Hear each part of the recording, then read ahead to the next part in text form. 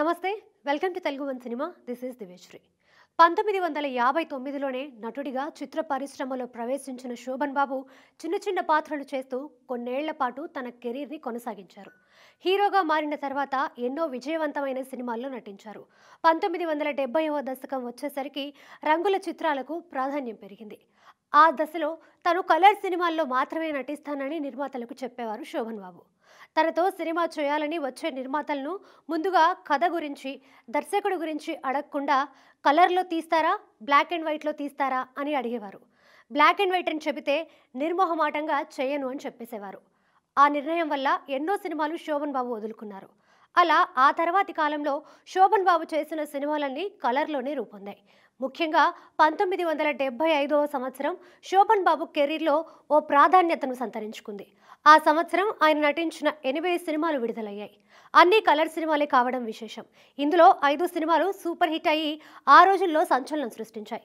దేవుడు చేసిన పెళ్లి, అందరూ మంచివారే, బాబు, జీవనజ్యోతి, బలిపీఠం, జేబు దొంగ, గుణవంతుడు, సోగ్గాడు ఈ 8 సినిమాలు 1975లో విడుదలయ్యాయి. వీటిలో 5 సినిమాలు బ్లాక్ బస్టర్స్గా నిలిచాయి. ముఖ్యంగా బలిపీఠం, జీవనజ్యోతి, సోగ్గాడు సాధించిన సంచలన విజయాలు శోభన్ బాబును స్టార్ హీరోగా నిలబెట్టాయి. ఆ ఏడాది మొదట విడుదలైన దేవుడు చేసిన పెళ్లి చిత్రంలో శోభన్ బాబు సరసన శారద నటించారు.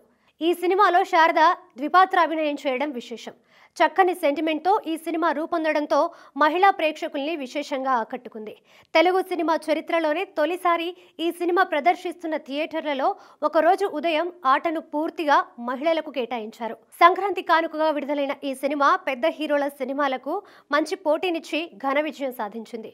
17 కేంద్రాల్లో 50 రోజులు, 3 కేంద్రాల్లో 100 రోజులు ప్రదర్శించారు. శోభన్ బాబు, మంజుల జంటగా నటించిన సూపర్ హిట్ సినిమా మంచి మనసులు తర్వాత మరోసారి ఈ ఇద్దరు కలిసి నటించిన సినిమా అందరూ మంచివారే.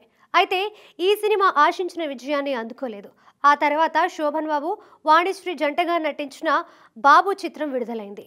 కె రాఘవేంద్రరావు తొలిసారి దర్శకత్వం వహించిన ఈ సినిమాకి ఆయన తండ్రి కెఎస్ ప్రకాష్ రావు కథను అందించారు.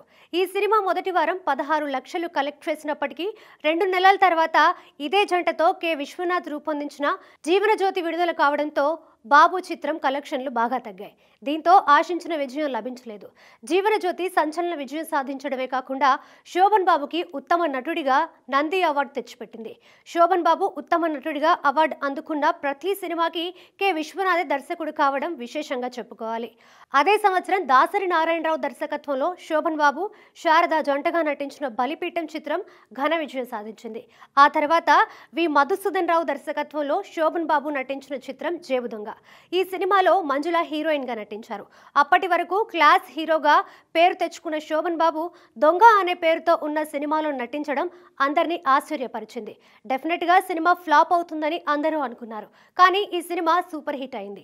7 కేంద్రాల్లో 100 రోజులు, 30 కేంద్రాల్లో 50 రోజులు ఈ చిత్రం ప్రదర్శించారు. ఈ సినిమా విడుదలైన 3 నెలలకు శోభన్ బాబు, మంజుల జంటగా అదుర్తి సుబ్బారావు దర్శకత్వంలో గుణవంతుడు సినిమా రిలీజ్ అయింది.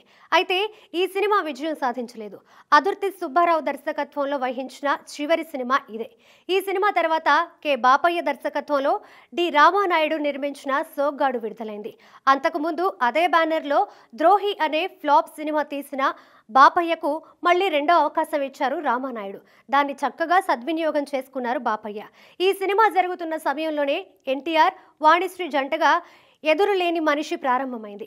ఈ సినిమాకి కూడా బాపయ్యే దర్శకుడు.